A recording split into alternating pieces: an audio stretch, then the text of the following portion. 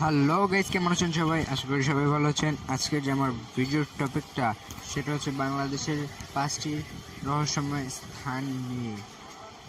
তো চলুন গাইস, আজকের ভিডিওটি শুরু করা যাক। আর যারা যারা এখন আমার চ্যানেলটি সাবস্ক্রাইব করেনি তারা সবাই সাবস্ক্রাইব করে রাখবেন এবং পাশে বেল আইকনটি অবশ্যই দাবিয়ে রাখবেন যেন আমার পরবর্তী ভিডিও। বাংলাদেশের রহস্যময় 5টি স্থান। 56,000 বর্গমাইলের এই বাংলাদেশে রয়েছে অসংখ্য রহস্যময় জায়গা, যার কোনোটি সম্পর্কে বেশিরভাগ মানুষ অবগত থাকলেও বেশিরভাগ সম্পর্কে আমরা তেমন কিছুই জানি না। আজ আমাদের এই ভিডিওতে বাংলাদেশের এমন 5টি রহস্যপূর্ণ স্থান নিয়ে আলোচনা করব যেগুলো সম্পর্কে সম্ভবত এর আগে আপনি তেমন কিছুই জানতেন না। 1. বরিশাল গানস বা guns of Barisal. Barisal guns বলতে সাধারণত 19 শতাব্দীতে তৎকালীন পূর্ববঙ্গের বরিশালের বিস্তীর্ণ এলাকা জুড়ে যে বিকট কিছু শব্দ শোনা যেত তাদেরকে বোঝায়। বিকট এ শব্দের সাথে ঢেউয়ের শব্দের চেয়ে কামানের গোলা দাগার শব্দের বেশি মিল ছিল বলে জানা যায়। কখনো কখনো এটা একটা, দুটা, তিনটা শব্দ পর্যন্ত একসাথে শোনা যেত। দক্ষিণ এবং দক্ষিণ পূর্বাঞ্চল থেকে শব্দগুলো বেশি শোনা যেত। অক্টোবর থেকে ফেব্রুয়ারি মাস পর্যন্ত শব্দগুলো বেশি শোনা যেত।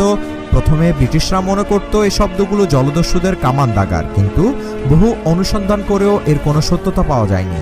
বরিশাল গানস কিভাবে সৃষ্টি হয়েছিল সে সম্পর্কে বেশ কয়েকটি অনুমিত ধারণা রয়েছে, তবে এদের কোনটি সঠিকভাবে প্রমাণিত হয়নি। অনেকে এটাকে ভূমিকম্প, বজ্রপাত, মোহনায় ঢেউয়ের ধাক্কা প্রভৃতির সঙ্গে তুলনা করেছেন। বরিশালের মতো পৃথিবীর আরও কিছু এলাকায় এই ধরনের শব্দ শোনা গেছে বলে জানা যায়। বিভিন্ন নথিপত্র ঘেঁটে দেখা যায় 1870 সালের দিকে প্রথমবারের মতো বরিশাল গানসের কথা জানা যায়। 1886 সালে কলকাতার এশিয়াটিক সোসাইটির হিসাব অনুযায়ী খুলনা, বরিশাল, নোয়াখালী, নারায়ণগঞ্জ, হরিশপুর প্রভৃতি অবস্থান থেকে এই শব্দ শোনা যায়। অনেকের মতে 1950 সালের পর থেকে এই শব্দ আর কেউ কখনো শুনেনি। 2. চিকনকালা বা নিফিউপাড়া। মায়ানমার সীমান্ত ঘেঁষা বাংলাদেশের অন্যতম উঁচু আর সবচেয়ে দুর্গম গ্রামগুলোর একটি চিকনকালা। চিকনকালা গ্রামের বসতিদের অধিকাংশ অধিবাসী মুরং বা ব্রোরা সম্প্রদায়ের, তবে এরা কিন্তু খুব চমৎকার উপভোগ্য মানুষ। কখনো যদি আপনি ওই এলাকা ঘুরতে যান, আপনার মনে হতে পারে এই অঞ্চলটি একদমই যেন পৃথিবীর বাইরে। মুরং সম্প্রদায়ের গ্রামটির অবস্থান ঠিক বাংলাদেশ বার্মা নো ম্যানস ল্যান্ডে। এটি সমুদ্রপৃষ্ঠ থেকে প্রায় 2700 ফুট উপরে অবস্থিত। গ্রামের লোকজনের মতে এই বনে অতৃপ্ত অপদেবতা বাস করেন। প্রতি বছরই হঠাৎ একদিন কোনো জানান না দিয়ে বনের ভেতর থেকে অদ্ভুত একটি ধূপ ধাপ আওয়াজ আসে, আর এই আওয়াজ শুনলে গ্রামের শিশু থেকে বৃদ্ধ সবাই আতঙ্কে জমে যান। তারা তখন মনে করেন পিশাচের ঘুম ভেঙেছে, এটি সে আওয়াজ করছে। বনের ভেতরে থাকা কাটুরে বা শিকারীর দল তখন ঊর্ধ্বশ্বাসে নিজের জীবন হাতে নিয়ে বন থেকে বেরিয়ে আসার চেষ্টা করেন, কিন্তু প্রতি বছরই তাদের 1 বা 2 জন পেছনে থেকে যায়। তারা নাকি আর কোনোদিন গ্রামে ফিরে আসেন না।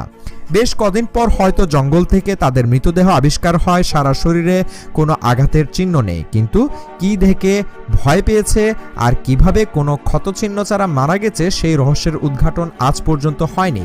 3. লালবাগ কেল্লার সুড়ঙ্গ। বাংলাদেশের মানুষের কাছে লালবাগ কেল্লা খুবই পরিচিত। শোনা যায় লালবাগ কেল্লায় নাকি এমন একটি সুড়ঙ্গ আছে যার ভেতরে কেউ প্রবেশ করে আজ পর্যন্ত ফিরে আসতে পারেনি।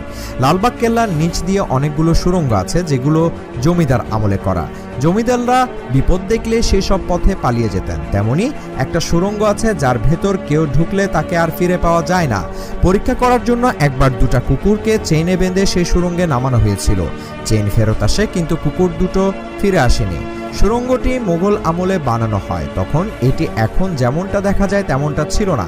শোনা যায় কিছু বিদেশি বিজ্ঞানীরা গবেষণা করার জন্য কুকুর পাঠায়, কিন্তু সেই কুকুর আর ফিরে আসেনি। পরে তারা চিন্তা করে শিকল দিয়ে কুকুর বেঁধে পাঠায়, কিন্তু সেখানে কুকুরের শিকল আসলেও কুকুরের চিহ্ন পাওয়া যায়নি।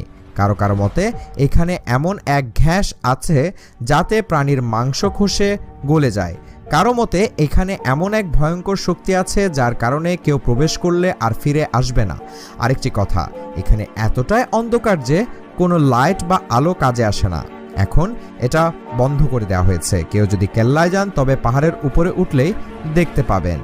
4. Swatch of no ground. No ground মানে অতল স্পর্শী। রহস্যময় এই খাতকে বহু আগে ব্রিটিশরা সোয়াচ অফ নো গ্রাউন্ড নামে আখ্যায়িত করে। এর কারণ হলো সোয়াচ অফ নো গ্রাউন্ড যেখানে শুরু সেখানে হঠাৎ করে পানির গভীরতা বেড়ে গিয়েছে। সাগরের তলদেশের রহস্য। এটি খাদ আকৃতির সামুদ্রিক অববাহিকা বা গিরিখাত যা বঙ্গোপসাগরের মহীসোপানকে কৌণিকভাবে অতিক্রম করেছে। এটি গঙ্গা ব্রহ্মপুত্র বদ্বীপের পশ্চিমে অবস্থিত। গঙ্গা খাত নামেও পরিচিত এটি। পৃথিবীর বিভিন্ন স্থানে এই ধরনের আরও কিছু বদ্বীপমুখী খাত দেখতে পাওয়া যায়। সোয়াচ অফ নো গ্রাউন্ডের প্রস্থ 5 থেকে 7 কিলোমিটার, তলদেশ তুলনামূলকভাবে সমতল এবং পার্শ্ব দেওয়াল প্রায় 12 ডিগ্রি হেলানো। মহীসোপানের কিনারায় খাদের গভীরতা প্রায় 1200 মিটার। ধারণা করা হয় বঙ্গোপসাগরের নিচে কান্দা ও উপবদ্বীপ উপকার আকারে সোয়াচ অফ নো গ্রাউন্ড সাগর অভিমুখে প্রায় 2000 কিলোমিটার সম্প্রসারিত হয়ে আছে। 5. বগালেক। বান্দরবন জেলার অন্যতম দর্শনীয় স্থান বগালেক। অত্যাশ্চর্য এই হ্রদটি পাহাড়ের চূড়ায় সমুদ্রপৃষ্ঠ থেকে প্রায় 1700 ফুট উপরে 15 একর জায়গা জুড়ে জলরাশি সঞ্চিত হয়ে সৃষ্টি হয়েছে। বম ভাষায় বগা মানে ড্রাগন। পাহাড়ের কোলে ম্রো, বম, তঞ্চঙ্গা, ত্রিপুরা প্রভৃতি নৃগোষ্ঠীর মানুষ বাস করত। স্থানীয় পাহাড়ি মানুষদের মতে বহুকাল পূর্বে এখানে একটি চোঙ্গাকৃতির পাহাড় ছিল।